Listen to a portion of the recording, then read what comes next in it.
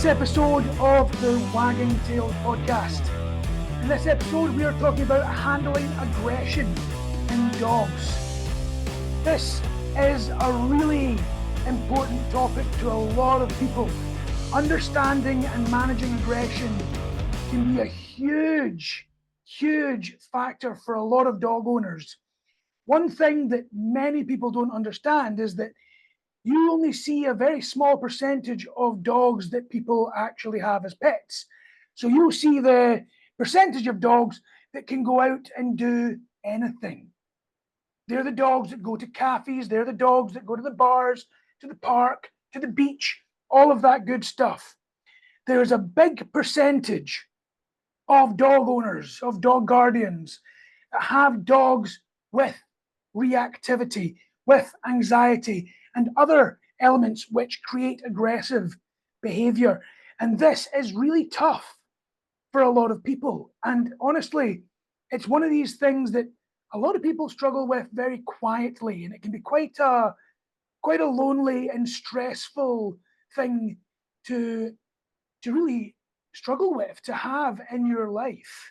So it is incredibly important to understand this topic. Jay, you still there? Yep. All right.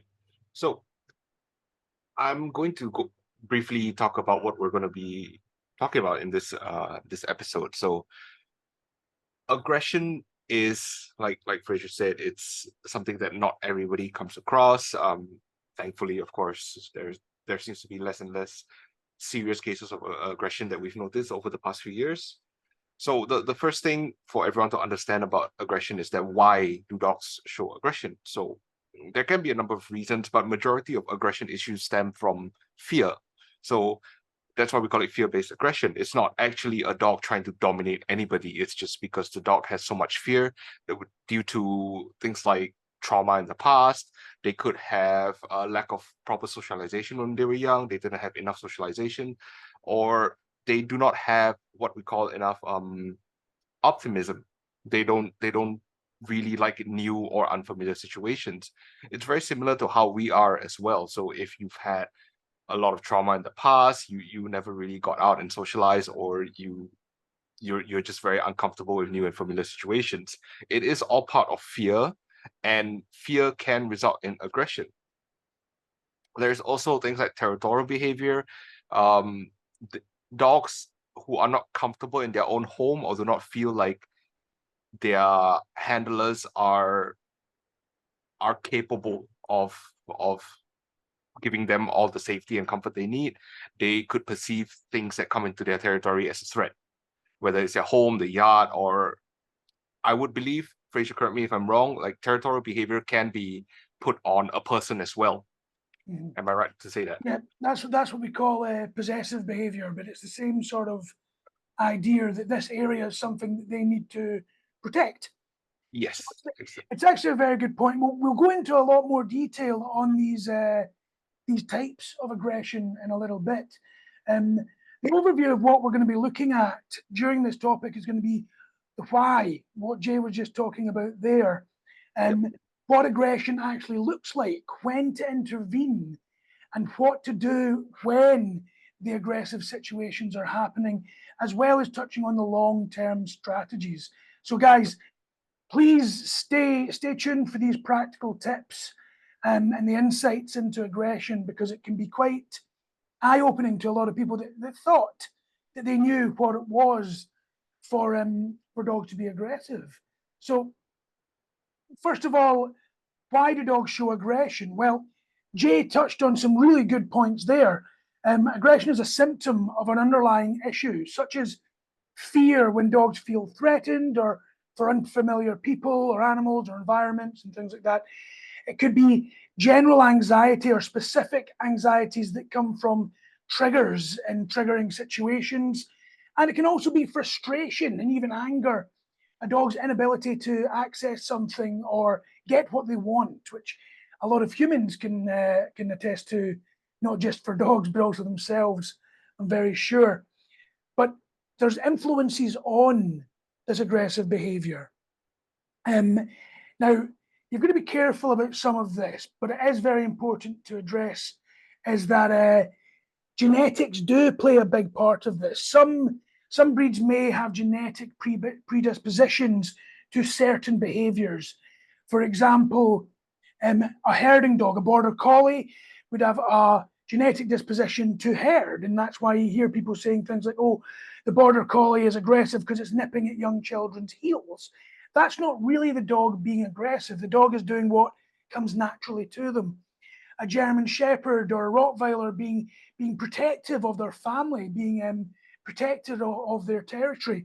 Yeah, that might come across as a negative behavior and aggression, but that's what their breed was designed to do. So there is some genetic elements to that.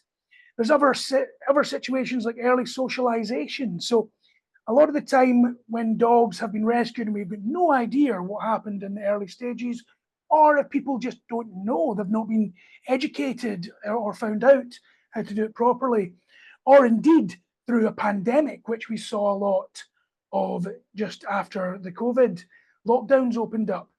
A lack of exposure to various stimuli during that puppyhood developmental stages can result in fear, and fear can again result in aggression.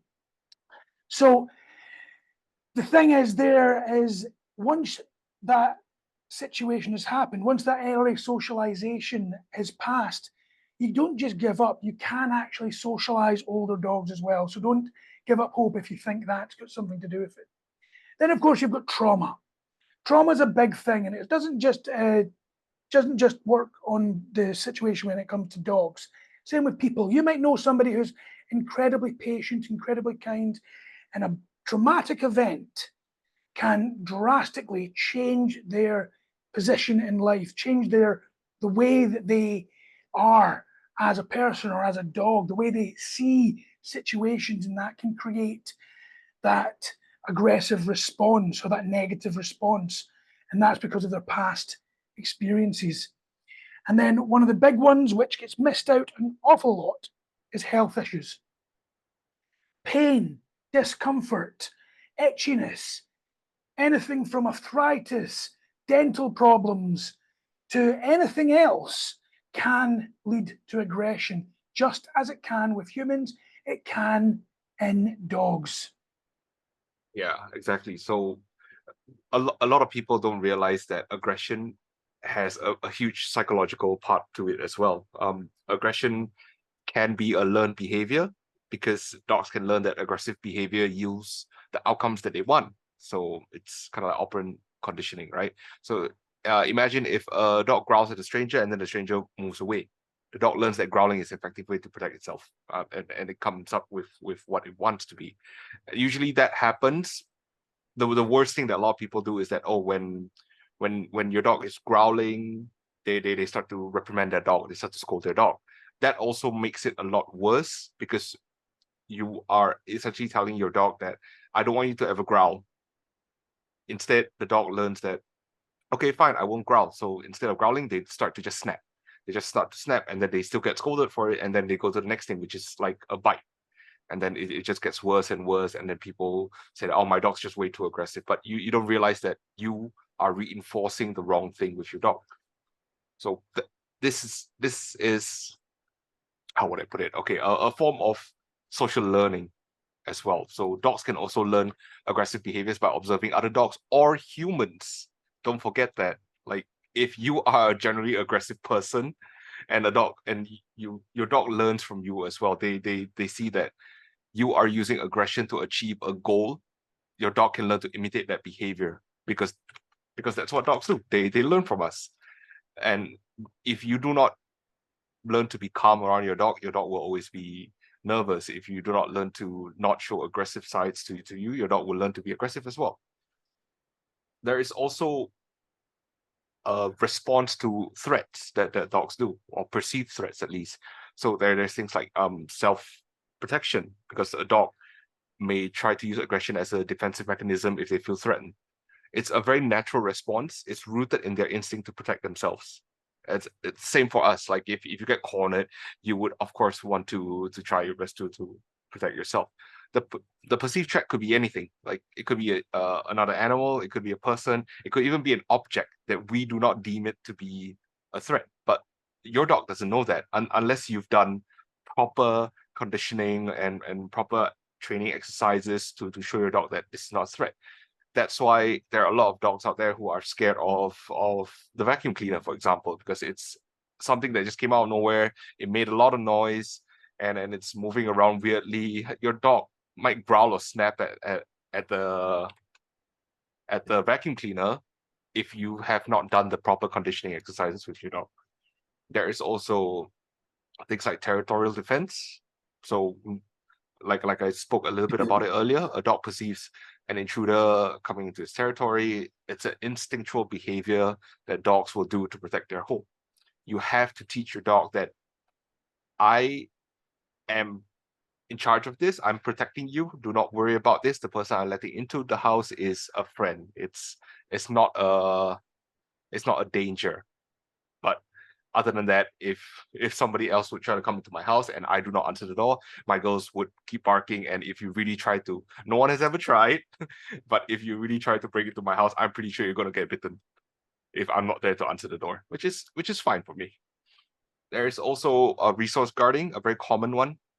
Resource guarding is where dogs perceive that this is a particular valuable resource. It could be food, could be toys, it could be even their beds, like somewhere they like to rest a lot. Once again, it's also very instinctual behavior. Dogs need to protect their resources to survive. So if another dog or another person comes too close to his food bowl while eating, the dog might growl or snap. It's up to you to teach your dog that you don't have to worry. The food will always be there. I won't let another dog or person come and take the food away from you. There's, of course, what I think Fraser can help me on a little bit here is the protection of loved ones. So dogs often show aggression to protect their owners or other members in the family. That could be like another pet as well. I've had a client whose dog was very protective of their cat, which was really cute to see, but then it did progressively get more and more aggressive from what I see. Because their loved ones are considered a value as well. They might like fully understand that, food comes from this person, like shelter comes from this person, water comes from this person. So that's why they see this person as a huge valuable resource.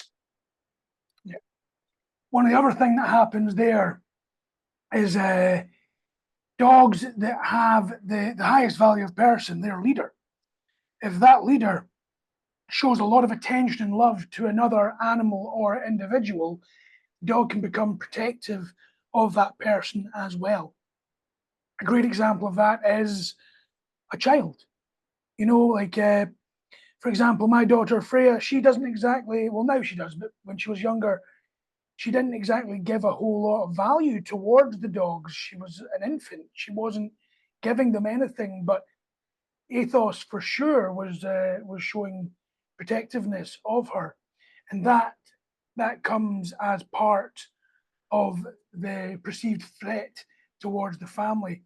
And it is important to understand that that's not something that you should stereotype.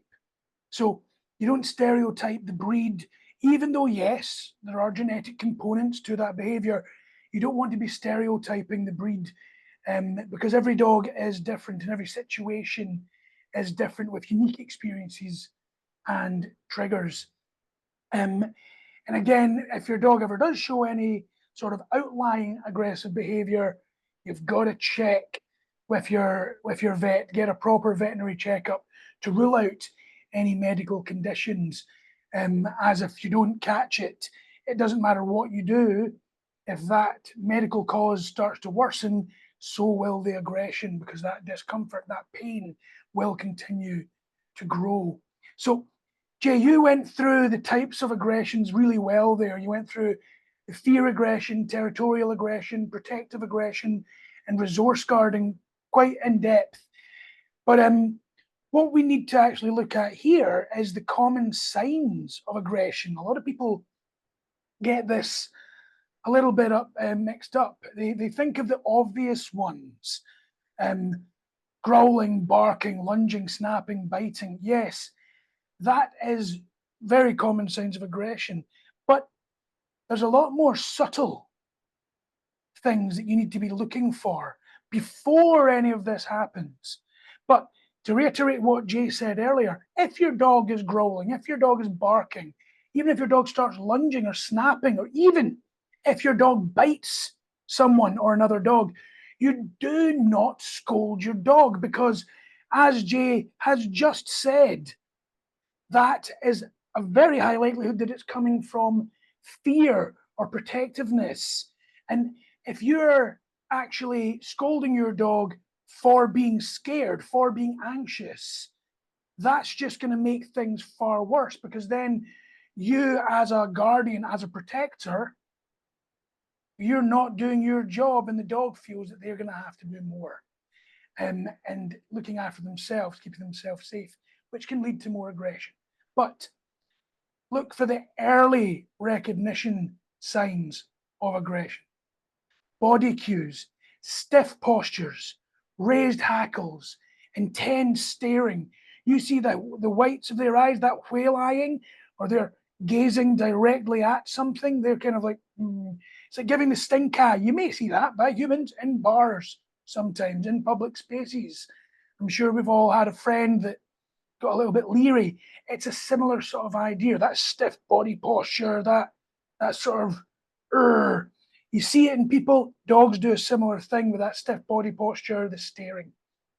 And you must understand the context. Nobody knows your dog better than you. Okay?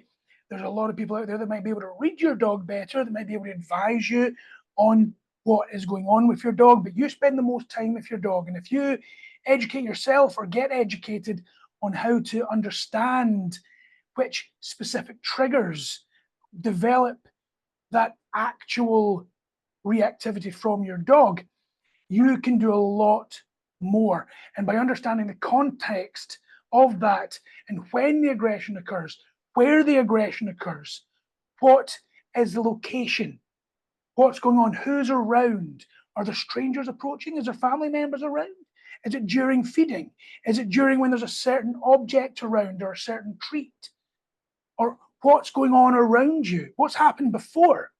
Dogs are like people. If they get very stressed, they don't all of a sudden just chill out. In fact, one thing that I would like to actually talk about a little bit is something I've spoken about before, and this is the stress bucket, the analogy of that stress bucket, where, yeah, you might have your bucket here, and the stress level gets to here when you wake up, because everybody's got a little bit of stress. And then you might take your dog for a quick morning walk, and your dog is excited. Oh, well, positive stress, but it's still stress. Then your dog gets home and gets breakfast. Oh, that's exciting as well. Then you may have a little bit of time to chill out, so that will come down a little bit. But then you have a guest come into the house, your dog either gets anxious or excited, so that goes up again. And then you go out for your afternoon walk, you go out there, he gets excited, and then a massive dump truck roars past right beside him, and his stress goes up here. Well, now there's not much left. So it might be the case of just one dog passing and giving your dog the side eye, your dog's stress level goes over the top, bang, you've just seen your dog react. So it's not always as simple as, oh, my dog reacted to that golden retriever, therefore my dog is triggered by golden retrievers. What was happening around at that point, both environmentally and throughout the day? Because that stress level, the stress hormone buildup in your dog does impact that context of when your dog may actually react. And this is why you speak to anybody worth their salt, the moment they are asked by somebody what to do, they're going to say, okay, let's take a look at how we can lower your dog's general stress level. What's happening throughout the day where you could help your dog become a little bit more relaxed so that stress level is lower. Those stress hormones are not built up as high, and they're generally lower. So there's more to play with and your dog doesn't get as reactive as quickly. And that also helps a lot to develop an effective management plan, because you will know what triggers your dog, what stresses your dog out, just by looking at all of that component. Now, I kind of went off on a wee bit of a tangent there talking about that, but that's okay, because what we're going to do now is we're going to be looking at actually how to handle aggression. So with that, I'll stop talking for a little while and let Jay go on to identifying triggers and the like. Yeah. Okay. So when you are able to identify the triggers, like Fraser has talked about, it's very important that if it does happen or when it happens, that you are very calm and you have confidence in you. So dogs are very highly attuned to our emotions, and they can pick up on things like anxiety, fear, and stress. They don't necessarily understand that we are stressed because our dog is reactive and we are worried about our dog reacting to that person or to that other dog. When faced with situations like this, it's very crucial for you to maintain calm and composed. Because if you can react to a situation with calmness and composure, your dogs look at you and realize that I'm actually a lot more secure. I do not need to feel that anxious. How to achieve it is very different from everybody. It's very different for everybody. I normally, when I was still doing a lot of all this counter conditioning work with Blue and Ori, I had to take a deep breath. I do not make any sudden movements. I don't suddenly yank on the leash or things like that. I have to constantly remind myself to be very relaxed. Like, I'm in charge of the situation. I do not need to worry. I'm in control. I am setting a very good example for my dogs. If your dog reacts and you panic and you lose your mind, you're trying to fight for control of the leash or whatever it is, your dog realizes that you are just getting more and more stressed. You are not in control of the situation, and then they feel like they have to settle it themselves. So I use a very confident voice when I talk to my girls in situations like that. I go like, Blue, Ori, leave it, and then settle it that way.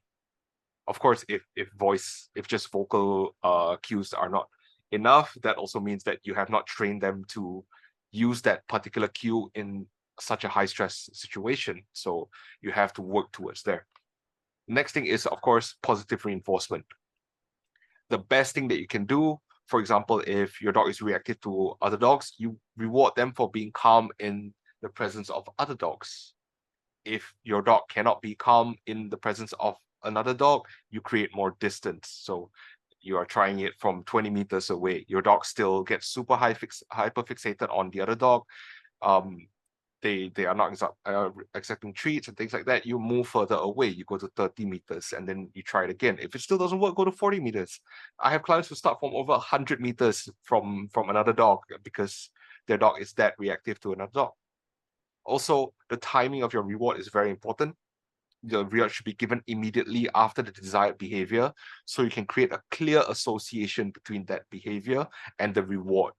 If you wait too long, your dog might think that they're being rewarded for something else.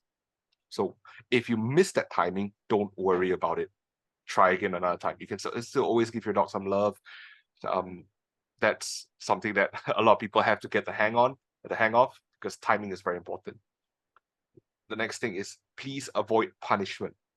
Punishment increases anxiety, and it can increase the level of aggression that your dog has. It makes the problem worse rather than try to solve it. If you're punishing a dog who is acting aggressive out of fear, you're adding more fear to your dog. Eventually, your dog learns to distrust you and showcase even more aggressive behavior.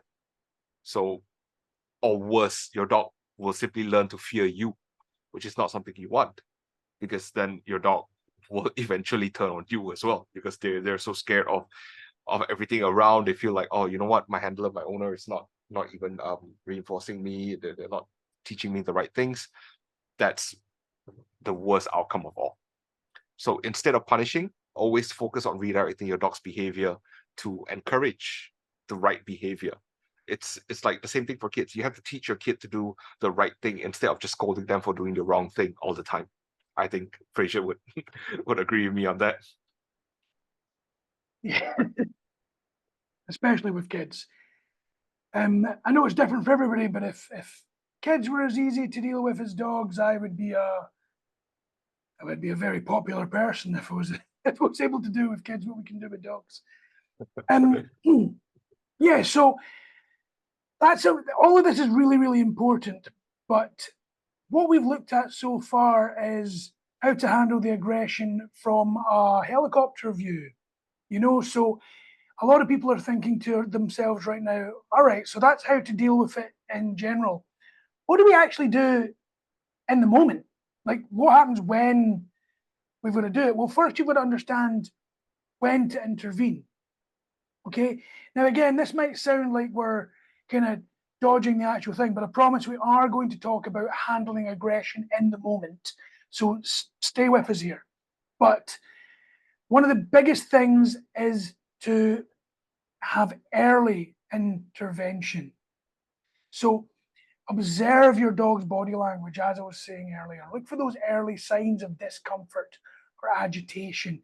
Look for really minor things like licking of the lips or constantly diverting their gaze.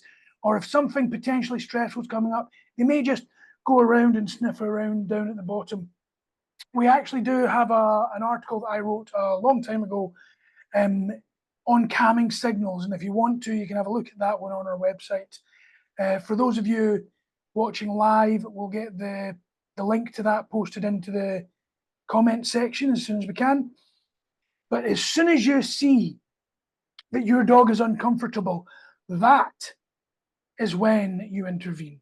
You don't wait until your dog starts to get upset and starts to get growly and lunging and things like that. If you're able to catch it beforehand, do so. Now, that's not always possible. I get that. I get that it's not always easy. In fact, both Jay and I have both dealt with reactivity in our own dogs, let alone the countless number of dogs that we've worked with clients. Having that in your own household is very different from going in and training somebody else's dog. So we do appreciate that. But that is very, very important. And if you do miss it, that first sign of aggression, that's when you intervene. You don't wait for an escalation. You want to prevent that escalation before it happens. So the next thing would be redirection techniques. So like Jay did comment on that earlier on. You've got to proof your cues, proof your commands so that you can redirect your dog's attention from that potential trigger and provide an alternative behavior for your dog to focus on. Before people have got those commands and cues to that level, and for you guys watching this live or watching the playbacks, there's an episode of our podcast that we did a while ago called Proofing Your Dog's Behavior. It's episode 11, which came out in June last year. So you can have a look at that one, and that one talks about how to bring that to reality, from being able to do a simple command in the house to bring it into a stressful situation. Providing alternative behaviors for your dogs before you've done that can consist of something as simple as find it. You see people doing this a lot, dropping a treat saying find it, and their dog's got to go and find it, or even just sticking something in front of their dog's face to try and redirect them. Understand that when you're doing things like that, that's not actually educating your dog not to react. That's a preventative measure, and that's all. So just doing that alone, it's just more of management. So you still need to work on the core issue, the behavioral issue that your dog has that is resulting in this aggression. After redirecting your dog, I mean, I did it so much with Blue and Ori because they were just going at each other and they were sending each other to the vet so often that I think that Blue thinks her name is Leave It at some point, because that's what I did. I worked on Leave It so much that if I catch them just staring at each other for a little bit too long, I know that something's gonna happen. I call their names, I just break that focus, and then I ask them to leave it, and then they just redirect towards their own things. Of course, I nobody's perfect, right? So I did not manage to catch every single time. I do my best to be on top of things, but then there are always situations whereby you might have missed this or missed that, and it's not because it's never because your dog is randomly aggressive. No, that's not a thing. Your dogs are never just aggressive for no reason. There's always a reason. You might have just missed it. If that situation comes to it, what I do is I have to remove your dog or dogs from that situation very calmly. And that's the most difficult thing to do if your dogs are going at each other or your dog is going at it with another dog. Trying to break them apart was honestly one of the toughest things I've ever done, even though it only lasted like a couple of seconds. And there's so much stress involved. There's so much worries involved as well. I did muzzle train both of my girls. So when I did like proper reintroductions to each other, I had to do it safely. You can use muzzles, you can use a barrier. Those baby gates work great. You can use leashes. All of these things are just to create more distance or create more safety, and it prevents things from escalating too far beyond control, and you need to, seek medical help and things like that. It is very important for everyone listening that's dealing with aggression, whether now or in the future, you never let your dogs fight it out and hope that the issue solves itself. That is not something you do, because it only reinforces that you are not capable of handling the situation yourself. And I know it gets very frustrating, like, oh, I've done this training exercise for a month, for 2 months, 3 months, however long you've done it, and I see no improvement. Sometimes progress is not so obvious.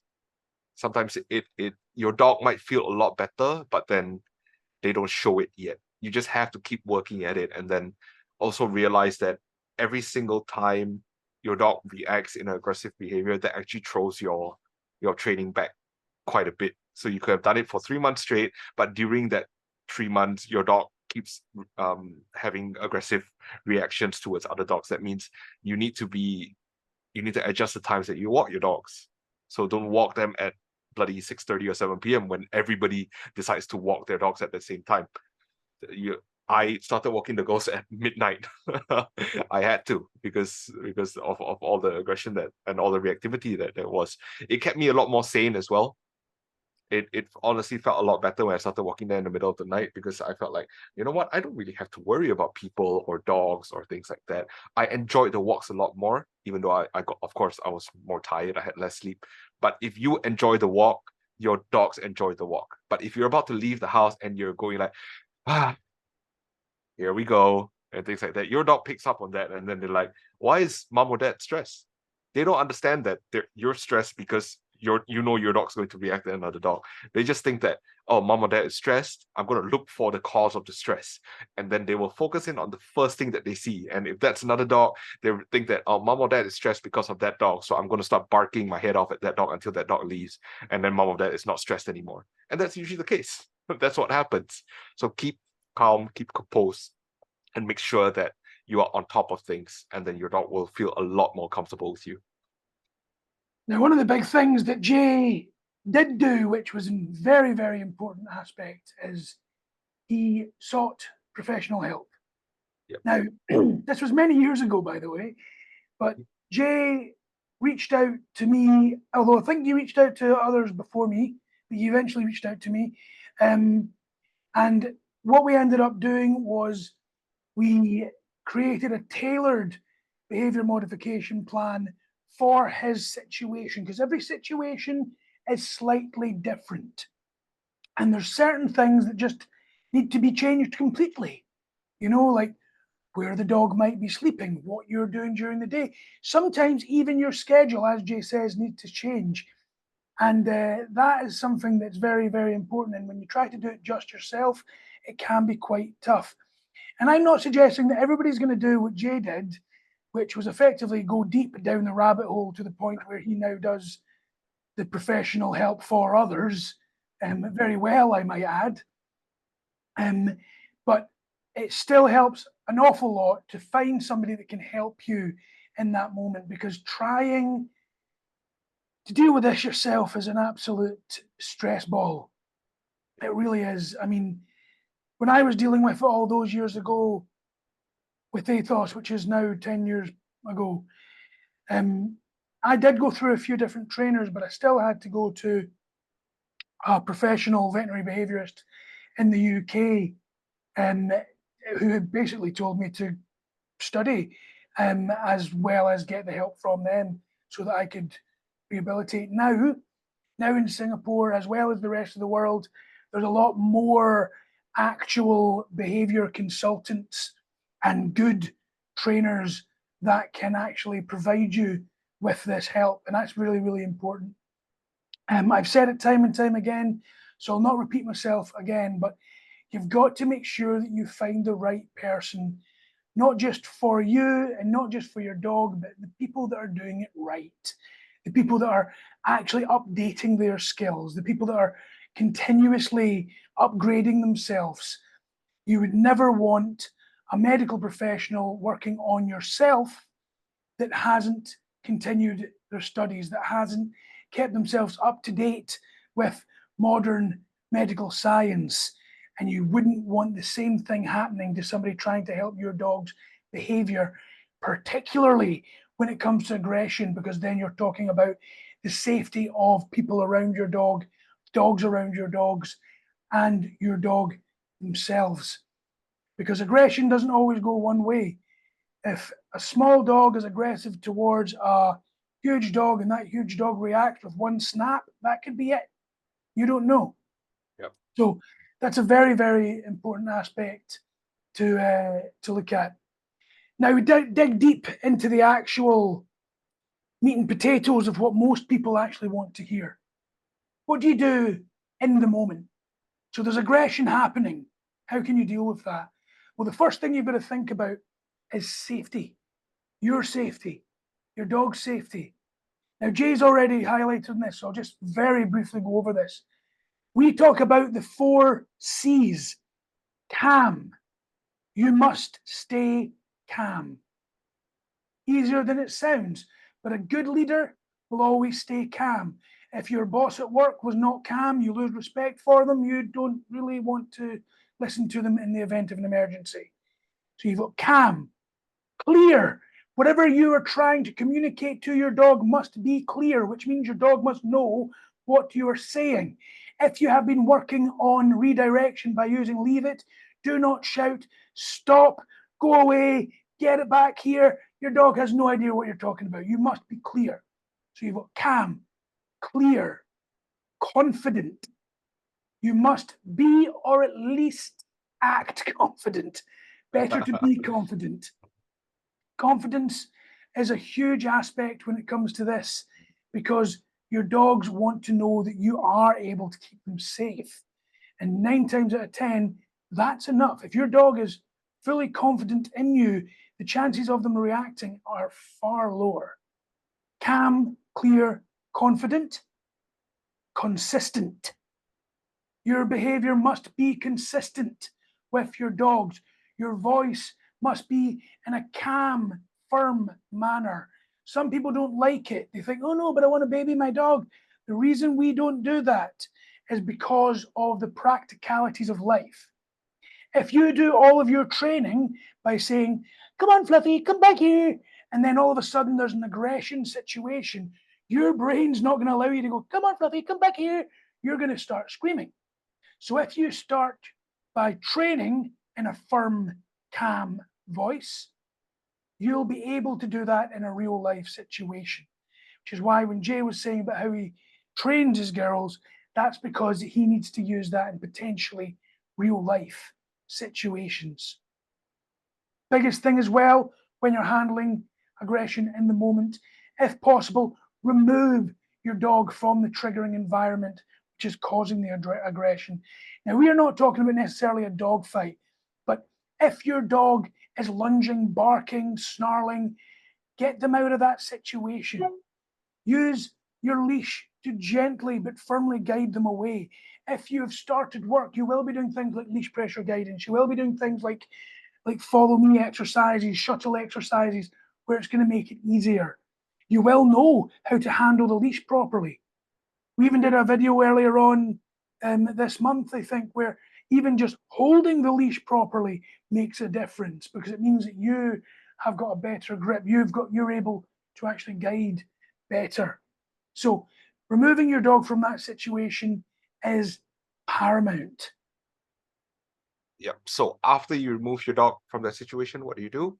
You have to create a safe distance, and that distance is completely dependent on your dog. What distance away from the trigger does your dog feel safe enough to stop reacting? So, like I said earlier, every dog is different. Some could be 20 meters, some could be 100, some could be more than that. When you figure out that distance is when you can start doing counter conditioning exercises. So I use a lot of barriers, gates. You can crate your dog if you need to separate your dog from another trigger or the other dog. We teach our dog a lot of important cues that people think is just, oh, my dog does it perfectly at home. But that's the problem, it's just at home. So the sit down, come, leave it. Bed is actually a very big one that a lot of people tend to miss, like teaching your dog to go to bed when they're stressed out. So right now, if my girls were to get into any form of issues with each other, or even if they're playing and one of them is playing a little bit too rough, the other one will just retreat to their bed. And you teach your dogs to respect the safe space of their bed. So if they're on their beds, there's no playing going on. Nobody disturbs them on their beds, not even me. If Blue and Ori goes to their bed, I don't go up to them and then give them like gentle pats and things like that. They're on their bed themselves. I never recall them off their beds either, because I want them to know that this is your space. This is where you go to relax and de-stress. I know that you're not feeling too great, or you're tired or whatever. This is for you. Of course, redirecting your dog requires high value, right? So whether the high value comes from a treat, a toy, or even you yourself, we've talked about this in previous episodes, whereby you need to increase your value as a person to your dog, right? So I have very high value treats for Ori. I have very high value toys for Blue, because that's what I perceive as their highest form of reward. So for Blue, it's always play. For Ori, it's always food. You have to figure out what your dogs want, and you use that to reinforce it. I have a couple of toys that I have not opened. They're all sitting on the top shelf. They are used for certain situations where I feel like I really need something to reinforce the highest form of value for Blue. Same for food. I always have bacon. That's the thing. I always have a couple bacon strips in the fridge, and I use that to reward Ori if she's doing something that I really want her to continue doing. I want to reinforce that behavior. You have to figure out what form of value your dogs want, and what's the best way to reinforce all these desired behaviors. Absolutely. Now, one of the big ones that we've got to talk about now, and this is something that we don't necessarily like to talk about because a lot of people will take it out of context, but we will, because this is the topic. What do you do if your dog is in a situation where they are in a dog fight, or actively attacking someone, or mid-bite? This is where it becomes very, very challenging. Okay? So, ensure the safety of everyone involved, and that includes your dog. However, you've got to be able to control things. So do not physically interact with your hands, because you've got to avoid injury. You go in there with your hands, you're going to get ripped apart. The dogs aren't going to differentiate between your hands and the other dog. And the moment your dog notices that your hands are in the mix, they may get distracted and end up getting hurt as well. So if you are trained to do this, and I mean if you are trained, you will see some people stepping through with their legs. I do not want the general public doing that. If you know how to do that, you've been shown how to do that. Generally, the only people that have been shown how to do that are people that have worked with attack dogs and security dogs and things like that. I do not advise anybody to copy that. The reason I'm mentioning this is because you see it all the time on YouTube. People, what to do when you're separating dog fights. Don't do that, guys. I don't want you doing it. You're going to get hurt. Okay? You can use a blanket. Now, the blanket's not to throw over the dogs, okay? It's to create a barrier between them. So you will twist it up, put the blanket between them, and drag it. That will generally pull them back, and from there, you can scoop your dog away, the other person scoops their dog away. Okay? You can do the same with leashes. Not as effective, but it does work. You can do the same with a walking stick or a big stick if you find one when you're out. This is not to do anything cruel to the dogs. I will make that very clear. What you do is you will slide that stick on the ground between the dogs and then lift it up like a lever so that it actually angles between them. This is all creating a physical barrier between the dogs so that they can then be redirected. Okay? If your dog is locked on, for a start, you hear people saying, oh yeah, this breed of dog is a jaw that can lock. No, they don't. Dogs don't do that. They're not reptiles, they don't have that kind of capacity. They just have very strong jaws. They have very strong bites. It's not something that you need to worry about. They're not locked on. But there's a few different things that you can do. If your dog is locked on and you are able and confident enough, you can go just under the jaw and slightly forward and gently put pressure so that the teeth will open ever so slightly. Then, as counterintuitive as this sounds, you move them forward before bringing them back. You look at the shape of a dog's jaws, their teeth are all pointing back because that's what's useful for hunting. Something's trying to run away and you get a grip of it, then pulling away is only going to dig that in deeper, which leads to the second part. You do not pull the dog directly backwards. You will always move them to the side so you don't do as much damage. If a dog has locked onto your arm, your hand, your leg, what you've got to do is push in and then remove it out. Now, for any of you that have actually ever met Jay or I in person, you can ask to see some of the scars. Jay unfortunately had an incident where somebody pulled the dog off of him very early on, before Jay did this for a living. And you can see the scarring is pretty bad. I've had a dog clamp down on me, which could have been pretty bad, and I was lucky enough that I knew at that point to push in and pull out. The only reason I knew that is simply from working on farms, and farmers know that kind of thing. So it just is a difference in experience, which can show you the difference. I would strongly recommend not putting yourself into any situation where you need any of that knowledge, but it's better to have it and not use it than not to have it and something go wrong. Yep. Again, if that aggression persists and you've tried the things, immediately veterinary visit to make sure that there's no injury or aggression based health issues that can create that aggression. With that point, after any aggression incident where there is a bite, whether it be a dog fight, whether it be a dog biting another human, yes, of course, the human goes to the doctor, but the dog goes to the vet. Okay? You must see if anything has happened to that dog, if the dog is injured. Okay? And make sure you document everything. Remember what was going on before the incident. Take pictures. I know it sounds ridiculous, but don't take pictures while it's happening. Deal with it. But if you've got CCTV, if it was in your house, that's useful to keep. Make sure that you know exactly what's going on for two reasons. Number one, if your dog has attacked another dog or has attacked a person, there's a high chance there will be a police report.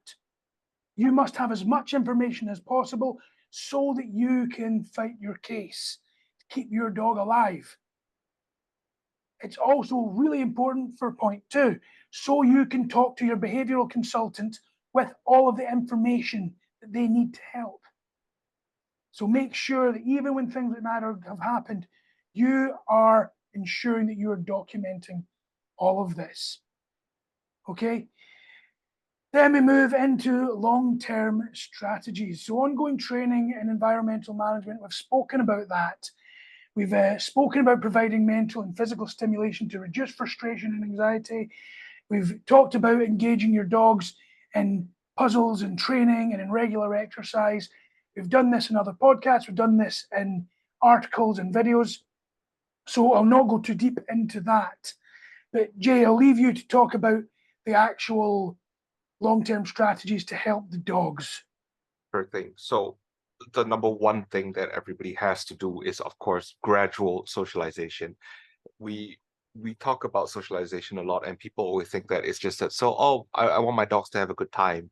Good, that's a very good thing. But then gradually exposing your dogs to all of these new experiences, of all of these new people, all of these new animals, you have to do it in a very slow rate, at a very slow pace, because you don't want to overwhelm your dog at one go. You have to be able to control the environment and make sure that everything is done positively. You start with very low stress environments. You don't, for example, if I'm about to bring in another dog, to whether it's to foster or I adopted another dog, I bought another dog, whatever it is, I'm not going to just bring it in immediately, right? I have to start having spaces allocated for certain things. Like, I would only assign this room, if the living room, for if my dogs were to want to play with each other, and then I would have this corner of the bedroom for the new dog, and you slowly expose them through barriers, through fences, whatever it is, and everything has to be done very positively. I have to repeat that a lot of times, because if anything goes wrong, your dog realizes that, oh, this new person in the home, or this new dog in the home, has caused me stress, so I'm not too happy about it, and then they start to have a negative outlook on this. It's the same. It's the same for people as well. If you have another roommate, or if you have another partner coming to stay with you, you have to do it in the right way. You don't want any sort of friction between the relationship of your dog and this new thing, this person, animal, experience, whatever. When I say start with low stress environment, of course, Blue and Ori were first introduced to each other on leash inside a dog run, an empty dog run with each other.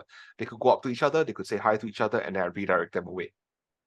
And then they just did that a few times. And then when I saw that they were comfortable enough with each other, took off their leashes, and then I allowed them to play with each other for a bit. But even then, I would still step in to stop the play after some time. I want them to, because Blue has this issue, right? She just goes 100%. She just wants to keep playing nonstop, and I could see that Oreo's getting a bit uncomfortable, getting a bit stressed. So I separated them for a bit, and then I let them try again later on. So you just keep trying this over and over again until they're very comfortable with each other.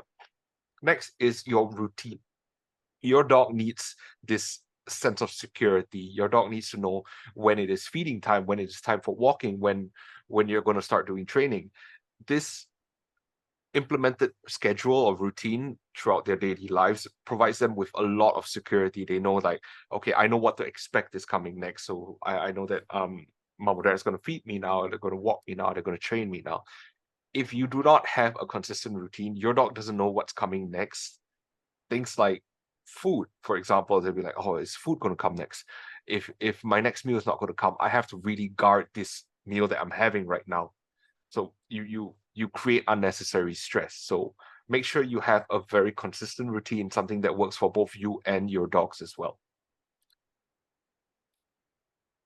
So one thing that's not spoken about very often with regards to this is the self-care for dog owners.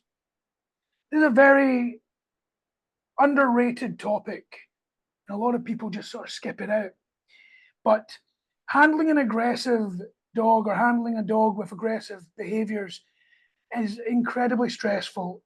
It can increase your anxiety levels massively. So seek support from communities like ours that we've got on Facebook, or like others, and from professionals. And I'm not just talking about dog professionals. There is no shame in joining support groups, talking to other dog owners who have insights and can give you emotional support, and if necessary, going to therapy. It is an incredibly underrated thing, and I really, really cannot stress enough how important it is for you to look after yourself, because if you don't, your dog will basically mirror your anxieties, mirror your stress levels, mirror your frustration and anger at the situation, and they won't understand why you're feeling that way, but they will respond to it. So self-care is really, really something that needs to be looked at. And So- next thing, sorry, go on.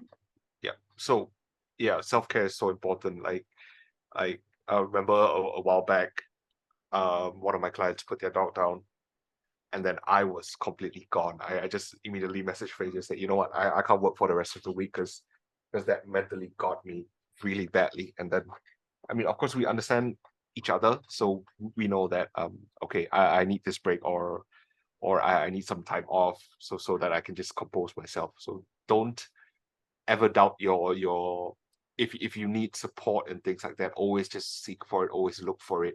It's very important that you are in a good place so that you can help your dog. And check in with us, or with your trainer, or with your consultant, whoever it is. You have to always regularly check in with them, because they need to know what progress you're making, and they could just make some slight changes here and there to the training plan. Excuse me. If your behavioral consultant, if your dog trainer doesn't know where you're at in regards to your training with your dog right now, they can't prepare things for you. So a big issue for us is that we always ask our clients to keep us updated on how training is going, send us videos of when you are doing training, or when you're walking your dog, things like that. Because if, knock on wood, if your dog were to get into a bite incident, we have the necessary evidence to support that, you know what, this dog's owner is really making an effort to better his or her dog's current situation. So people from NParks or AVS, they usually get contacted if dog bites happen, if a certain situation arises from an incident with a dog, and then they will look for us, because we're the ones training that dog and training that family. And then we can tell them, you know what, they are really on point with the training, they're doing a lot of the training, I don't think it's fair to penalize them, blah blah blah, stuff like that. Never hesitate to ask for help if you need it. Always keep them updated. These are two very important parts that everyone should take away from this. Absolutely. So, on that note, just because Jay mentioned that, the thing we are talking about right now, the whole thing of this podcast, to summarize the key points here, we're talking about understanding aggression, identifying the triggers, using positive reinforcement to sort it out. Because I'll tell you right now, using punishment does not work. You only think it works because it works when you are present. If the person that's creating the fear, stopping the dog from doing it, isn't around, that will not work. The dog will react, or you'll put the dog into complete emotional shutdown, and in which case, that's not why you wanted a dog in the first place, is to have a dog that's too scared to even enjoy a walk. It doesn't do what you want it to do. And managing behavior. Early intervention is paramount in seeking professional help, and dare I say it, listening to that professional help is incredibly important. The client that Jay is talking about, we are obviously not going to name names. That's not Of course. the type of people we are. But effectively what happened was that client had an initial consultation. What would you wish for? Sorry, not sure what happened there. That client would have had an initial consultation, and that client then had made up their mind that it was too much effort, too much work. They were too scared, and they went and did something rash. That's not what we would advise anybody to do. If you've not put in the effort, if you've not put in the work, you can't make a judgment call like that. It's just not fair on the dog or the family members or anybody involved. So before we wrap up, I do want to answer the questions that were posted in the comments. So, Jay, have you seen any of these questions that you would like to answer? You go ahead. I'll read through it while you answer the first one. Okay, well, I'm gonna just pick out. Okay, so, during our walks, my dog gets reactive to other passing dogs. She would lunge and growl at the other dogs. I would then pull her back until the other dog moves a distance away. Look, you are doing the exact correct thing. The only thing that I would say is, as we've spoken about there, is try to learn what the really small signals are before it happens are, so that you're able to react quicker. But more importantly, start to work on that desensitization, on that counter conditioning, on that confidence building. We can figure out why the dog gets reactive to passing dogs. If you're able to figure out that exact trigger, it's far easier to start working on getting rid of it. But as far as management goes, what would be useful for you is to be able to have more control over your dog. I'm not sure what sort of tools you're using, but it would be really beneficial to have that little bit of additional control. So if you get a well-fitted harness, very important point there, the harness must be well-fitted, which means it's like a dress shirt. You can only fit 2 fingers in there, and that's how tight the harness should be, with a front clip and a back clip, so that when you need to redirect your dog, you're actually turning the whole body and not just yanking at your dog's neck. Because dogs are able to overcome that pain, and that's why your likes of your shock collars, your choke collars, your prong collars, all that stuff, they've got limited effectiveness, and they work until you've got to up the pain, up the discomfort. They work until you've got to up it again. They work until you've got to up it again. At which point are you actually just abusing your dog? So you want to be able to move your whole dog's body so that you're able to redirect that a little bit easier. There are techniques that you can use to make that even easier as well. But I would strongly recommend, if you're walking and your dog is reacting to passing dogs, definitely start to work on actually solving the problem. Now, as I say, please feel free to reach out to us. I've not opened up your profile, but whether you're in Singapore, we can work with you physically, or if you're elsewhere overseas, we can work with you remotely online. It doesn't need to be us, of course. You don't need to come to us, but find somebody who is able to help you, and we would be more than happy to do so. Jay, next one. Is Jay still there? Yep, there. Unfortunately, not by history. Doesn't seem to have one. You don't seem to have another question? Yep. Oh, was it all just banter in the group? That's pretty good, though. I like the fact that people Yeah. sharing and people sharing their experiences. That's really, really good. So even if you're listening to this on one of the podcast servers, if you like, have a look at our Facebook page and see some of the comments, because you've got people sharing things like Lisa. Lisa was watching this while she was in the vet in the back room with her dog because her dog was lunging at everybody. It's lonely having an aggressive doggo, she says. That is exactly right. Like, this is the thing, is that even when you take your dog to the vet, you're stuck in a back room because you can't be in the waiting room with everybody else. It's an incredibly stressful situation, and I am glad to see that Lisa's actually got an appointment with us on Saturday, so we'll be seeing her there and being able to help her out. Remember, you're not alone. Exactly, you're not alone. And for any of you guys listening or watching this, if you are having issues and you just want to reach out and share situations, come and join our group.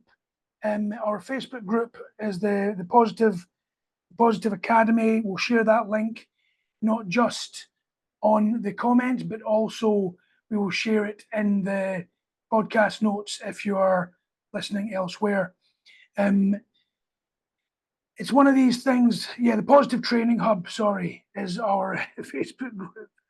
I just had to double check that because my memory when it comes to things like that is not awesome. There we go. Shared. So yeah, please feel free to come in, share your stories, ask your questions. Let us help you. Okay. And if we've got no other actual questions, we've got a lot of good banter and people chatting away, which is nice.